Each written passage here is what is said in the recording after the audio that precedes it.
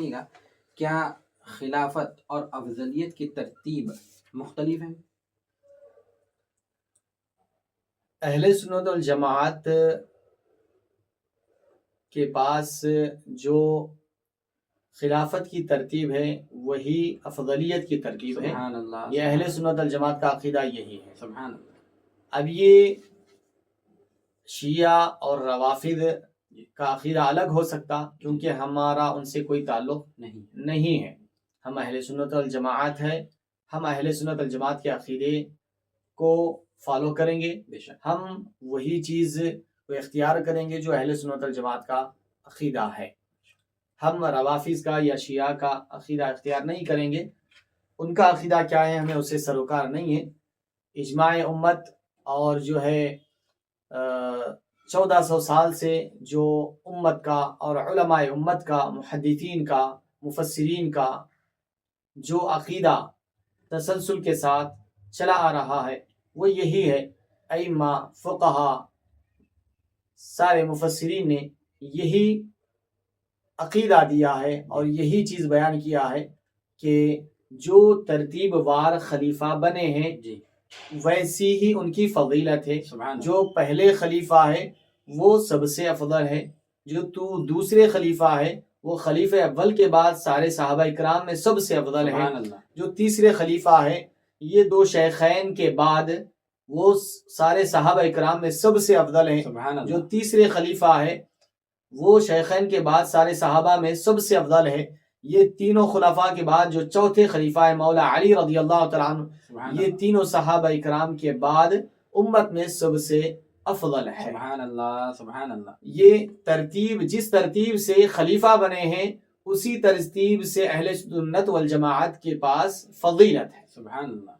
سب سے افضل انبیاء کے بعد ابو بکر صدیق رضی اللہ، پھر ان کے بعد سب سے افضل عمر فاروق رضی اللہ، پھر ان کے بعد سب سے افضل عثمان غنی رضی اللہ عنہ، پھر ان کے بعد سب سے افضل مولا علی رضی اللہ تعالیٰ. سبحان اللہ. یہ ہمارا عقیدہ ہے. اس کو یہاں پر ایک چیز بھی میں شامل کر دوں کہ جو روحانیت کی بات آئی تو یہاں پر ایک روحانی شخصیت کا بھی ذکر کرتے تھے. مجدد الف ثانی رحمۃ اللہ علیہ کی روحانیت کا کون انکار کر سکتا؟ سبحان اللہ. مجدد الف ثانی رحمۃ اللہ تعالی علیہ کی روحانیت کا کوئی انکار نہیں کر سکتا. آپ بہت بڑے پائے کے بزرگ ہیں، بہت بڑی عظیم شخصیت ہے، بہت بڑی ہستی ہے. آپ کو مجدد بھی کہا گیا ہے. 1000ویں صدی کے آپ مجدد ہیں. آپ روحانی دنیا میں ایک انقلاب لانے والی عظیم ہستی ہے. تو آپ کے مکتوبات ہیں، مکتوبات امام ربانی، تو اس کے تیسرے دفتر میں ہیں. یہ آپ جو اہل سنت والجماعت کا عقیدہ ہے اس کو نقل فرمایا ہے، اس کو میں یہاں پر شامل کرتا ہوں. مجدد الف ثانی رحمۃ اللہ علیہ مکتوبات امام ربانی میں دفتر سوم میں یہ فرماتے ہیں افضلیت حضرات خلفاء اربعہ بترتیب خلافت ایشاست. سبحان اللہ سبحان اللہ.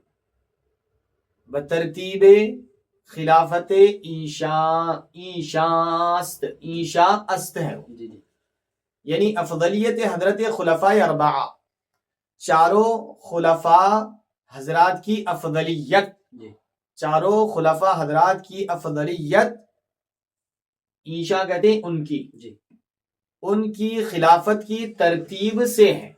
ان کی جیسی خلافت کی ترتیب ہے ویسے ہی افضلیت ہے.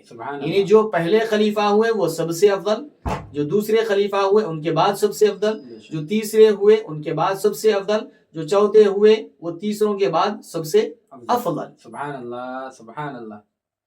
تو یہ جو ترتیب سے خلیفہ بنے ہیں ویسے ہی سب سے افضل ہے. افضلیت کی ترتیب وہی ہے جو خلافت کی ترتیب ہے اہل سنت والجماعت کے پاس. سبحان اللہ سبحان اللہ.